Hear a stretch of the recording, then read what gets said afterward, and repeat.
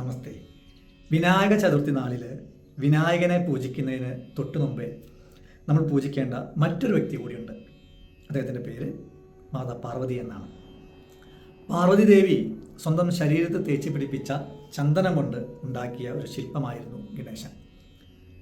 ആ ഗണേശന് ജീവചൈതന്യം നൽകിയപ്പോൾ അതിൻ്റെ ഉള്ളിലുള്ള അഹങ്കാരത്തെ കളയുകയാണ് ഭഗവാൻ ശിവൻ ചെയ്തിട്ടുള്ളത്. അപ്പോൾ ഉണ്ടാക്കിയ ആള് എന്ന രീതിയിലാവണം നമ്മൾ ഗണേശ പൂജയ്ക്ക് മുമ്പ് ദേവിയെ പൂജിക്കുന്നത്.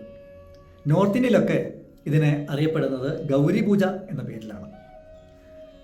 ഈ ഭഗവാൻ ശിരസ് ഛേദിച്ച് ആനയുടെ ശിരസ് വെച്ചപ്പോൾ ആ ട്രാൻസ്ഫോർമേഷൻ, അഹങ്കാരം നശിച്ച സമയത്തുണ്ടായ ട്രാൻസ്ഫോർമേഷന് ശേഷം വിനായകന് അല്ലെങ്കിൽ ഗണപതിക്കുണ്ടായ പല പേരുകളിൽ ഒരു പേരാണ് ഗജമുഖൻ എന്നും ഗണേശൻ എന്നും ഗണപതി എന്നും ഗണനാഥൻ എന്നൊക്കെ പല പേരിൽ അറിയപ്പെട്ടു തുടങ്ങി. ഇങ്ങനെയുള്ള ട്രാൻസ്ഫോർമേഷൻസ് നമുക്കും ഉണ്ടാകാറുണ്ട്.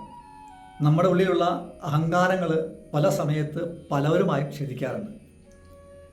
അഹങ്കാരങ്ങളെല്ലാം നമ്മുടെ ഉള്ളിൽ നിന്നും വിട്ടുപോകാനായിട്ട് വിനായക ചതുർത്ഥി നാളിൽ വിനായക പൂജ കൊണ്ട് ഇല്ലാതാവട്ടെ. പുതിയ വീഡിയോ ആയിട്ട് വീണ്ടും കാണാം. അതൊരു നന്ദി. നമസ്തേ.